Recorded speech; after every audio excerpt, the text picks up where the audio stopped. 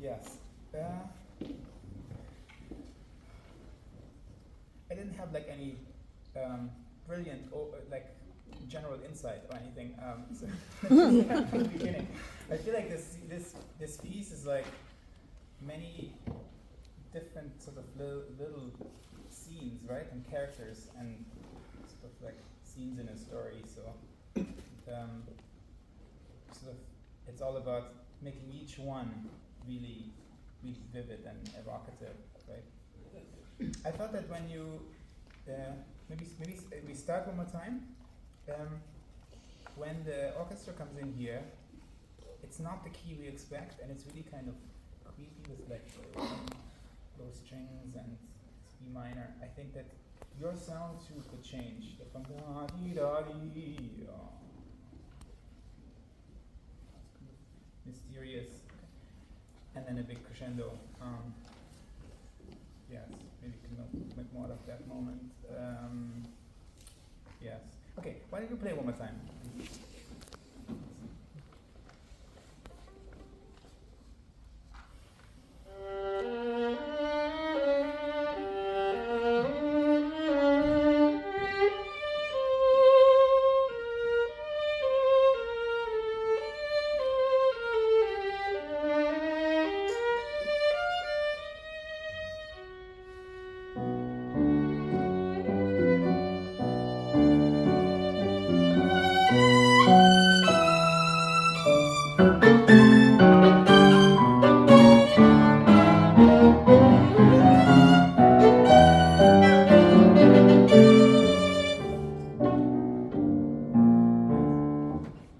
It's definitely on the fast side of what people usually do, although people always play this much slower than the marked, I don't know what 108 is, but so keep that in mind. I think you're pushing yourself a little bit, maybe more than if you imagine. It's a little bit sort of something ominous, right? Witchcraft in the air, something. Imagine some sort of there's something unsettling about just those notes, and also the fact that it's basically actually in 5. So I don't think it should be da dee dee da dee da dee da dee. It should be da dee dee da dee da da, like basically playing it like a 5/4, and the whole thing is sort of unsettling. So give yourself a little bit more time, and then I guess this moment of this like sigh, like that, you could maybe make, I don't know, use a little more bow on the E flat, or just somehow make that a little bit more expressive. Okay. The E flat. Yes. Do you mind if I try it?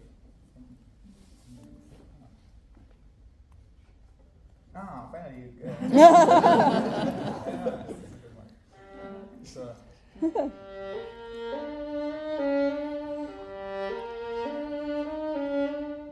That not to be in a hurry doing this. That's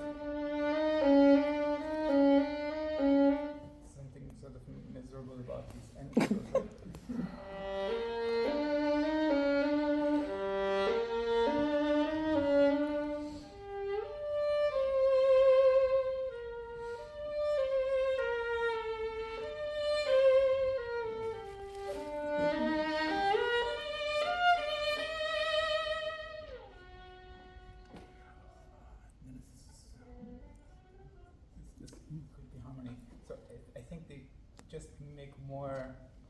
Give yourself a little bit more time, I think it will breathe more. And even if you play across the string,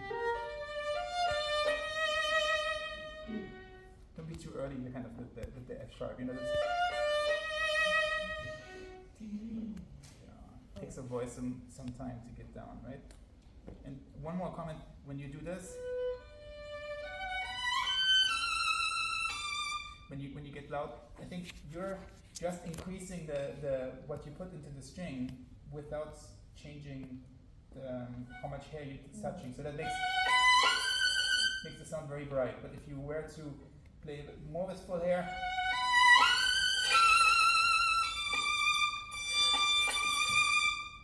then I think would get a slightly fuller sound. It's a bright E string, but you can kind of maybe turn a little bit more for that. Yes. Okay. So one. Yeah. Sorry.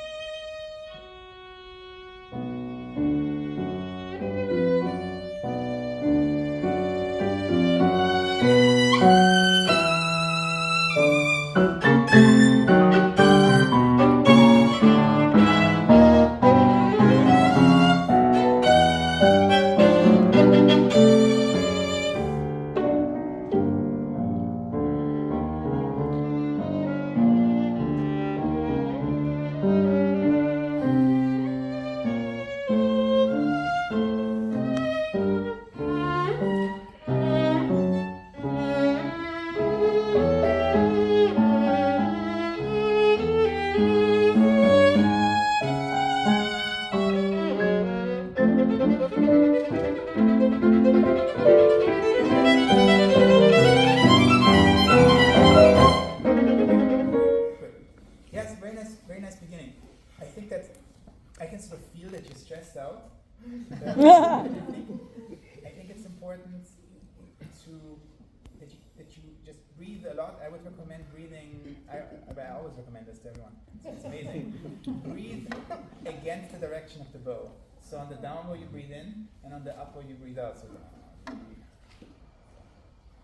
it's incredibly relaxing.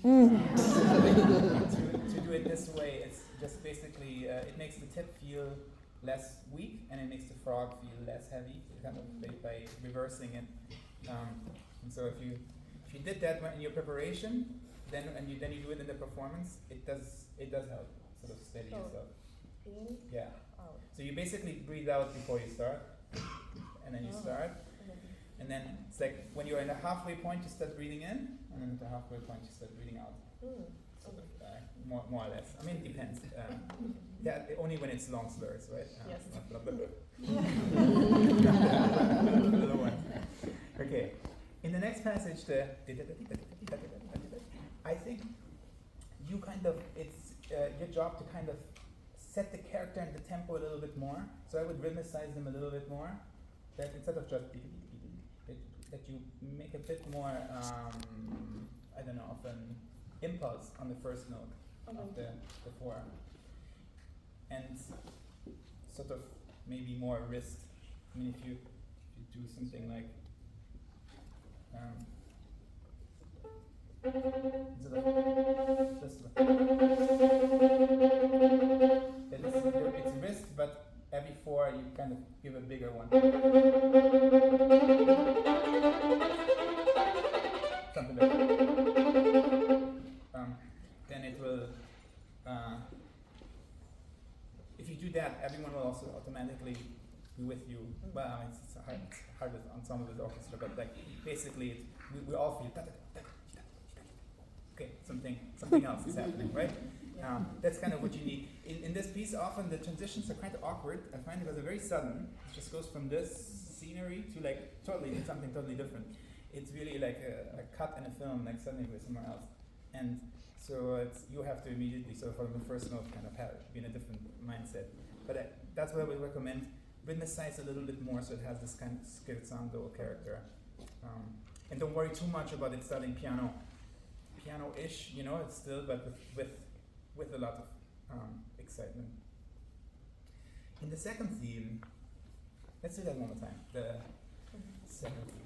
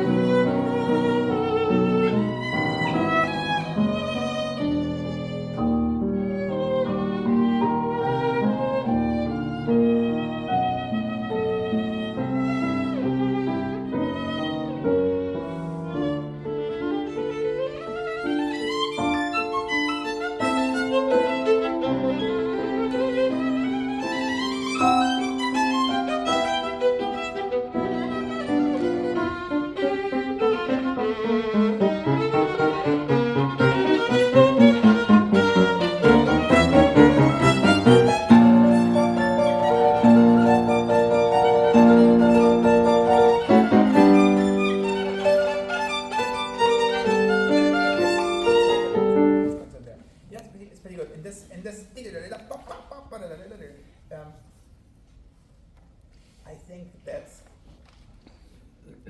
in the eighth notes. You could use more bow. So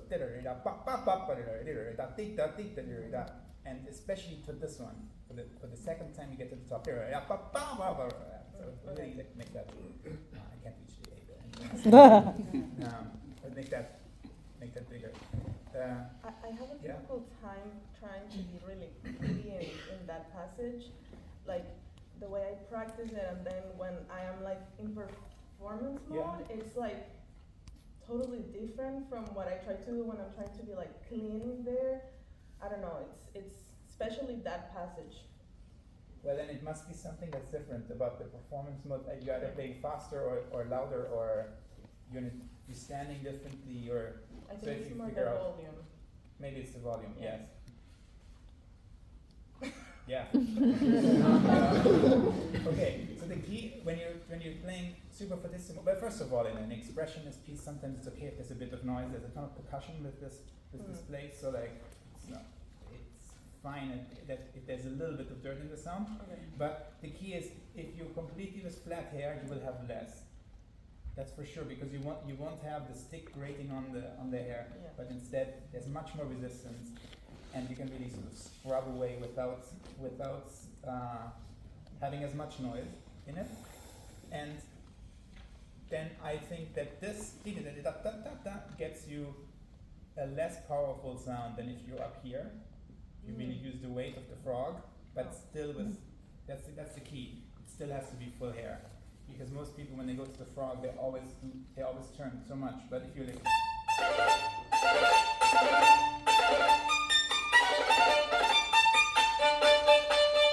there's a bit of noise, but if I went like this, you would have more.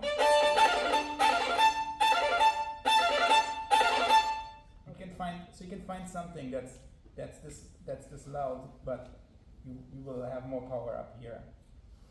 And if you really playing with full hair, it won't be so much noise that it overwhelms the pitch.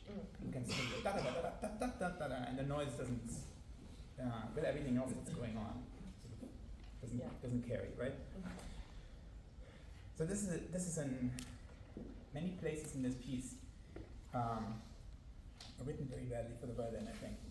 It's like you have a pianist just going like, and it's like for us not good. And one of the things that's particularly bad is that the last thing here is a quintuplet, because it always feels like there's one note missing, basically. It feels like there's one note missing, or the violinist, like, I don't know, just went too fast earlier or something. So I sort of treat these last two beats, we have the sextuplet, quintuplet, like as an 11-tuplet. That's not whatever it is. And basically not to go like this, but so that there is still momentum. So basically, be a little slower on the third beats and then catch up, so that you have so that at the very end you have something getting you to the next bar. Otherwise it's so unsatisfying. I don't know. Very, very frustrating, but it's fantastic. Okay.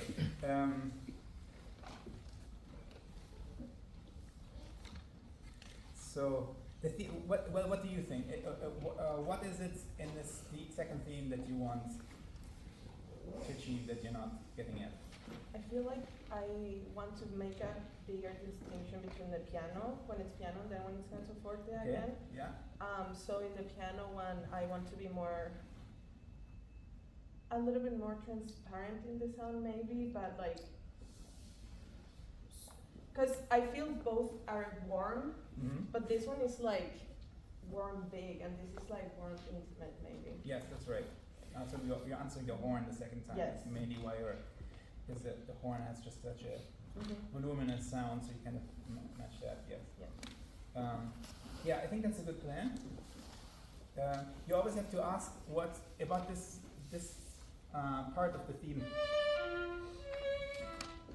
What you do with this, because basically it's a very unexpected modulation that you're going from B flat major to B major. It's not something that's supposed to happen, right? So you're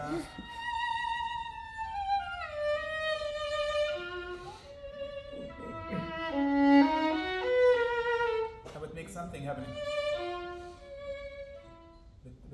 The difference that it's really not where we think it's gonna go. So I think that there you can do more with that.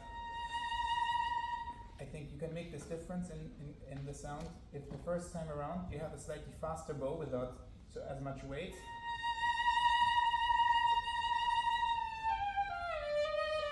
And then the second time you have a slightly slower bow with more weight, or even E string. Although your E string is maybe not maybe too bright for would be too big a difference maybe. But then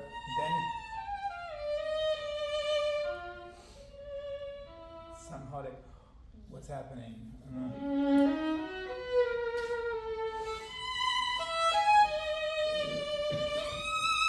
I would, if you imagine singing this, it's not really a theme that can be sung easily, but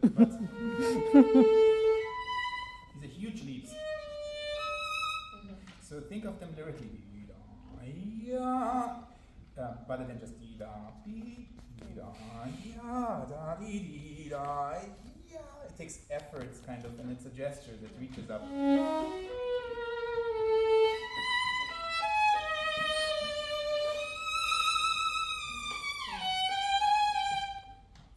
In a way, you even have it here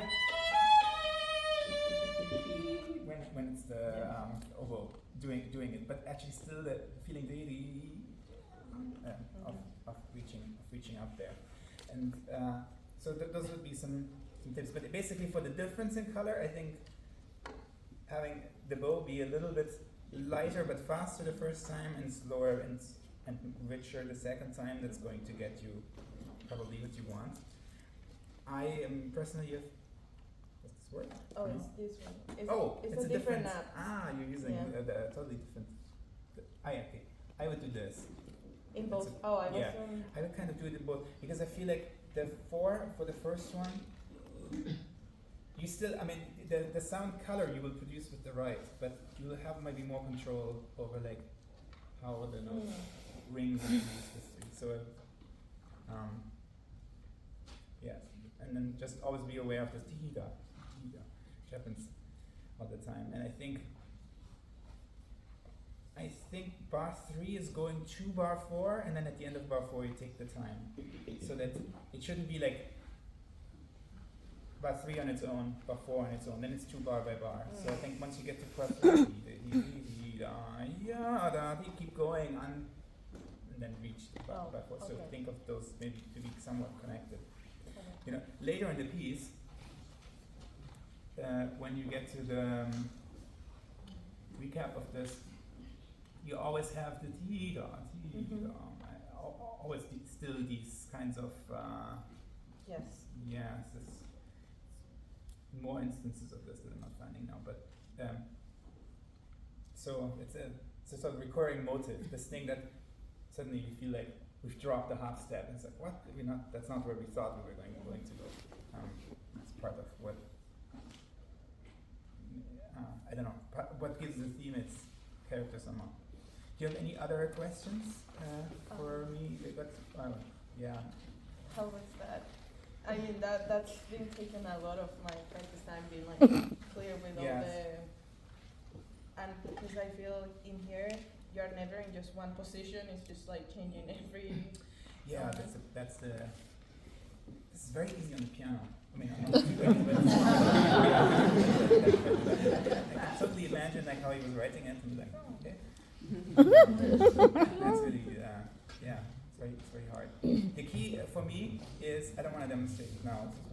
But the key is really, you are basically put your thumb in second position, and then you can kind of stretch up and down. I guess I will. I'll do it kind of slowly. So instead of shifting all the time, you put your thumb kind of in second, and you go down and up. So,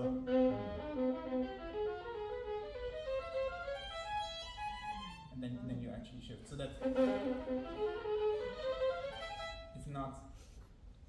does not involve shifts, it only involves stretches up and down. Oh. That's kind of what I would recommend, because otherwise this is too complicated, like too many things. So I can. You can. Oh, I see. You can just write from the Oh, that's kind of nice. Okay. You probably. I can show you my finger. Yeah. Show me your finger. That's better. What is this app called? It's score is free, so. Okay. All right. I'm doing, The upper one. yeah.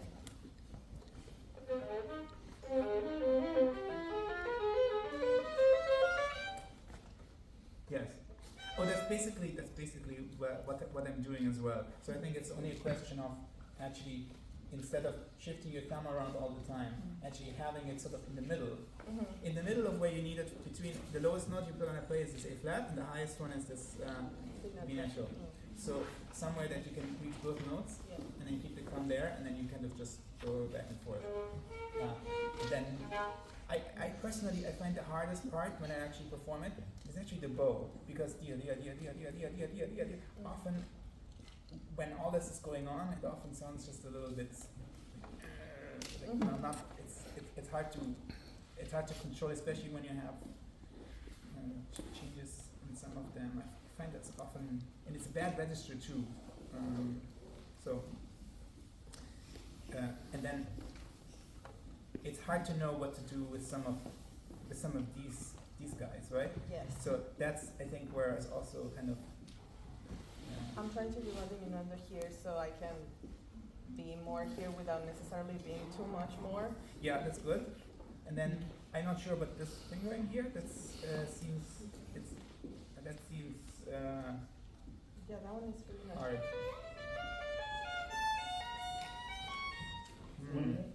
One minute. Okay.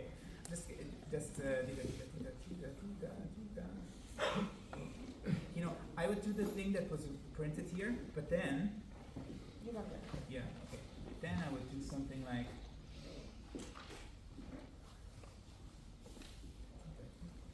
Yeah, like this, and then like this.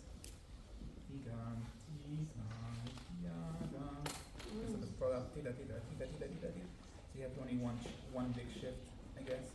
Okay. Yeah. But these are not, the fingerings that are in here are not bad actually, so it's pretty useful. But yeah, this is when pianists write for violin. But what I found so outrageous when I first learned the piece is that there's a feeling that this is actually kind of a random passage, because you're filling out the harmonies that he's doing. So he's just like bum, bum, bum, bum, bum, and on each note there's a different triad, and then he's just giving you notes from that triad to play. But I feel like that makes the passage sort of like such a random jumble of notes.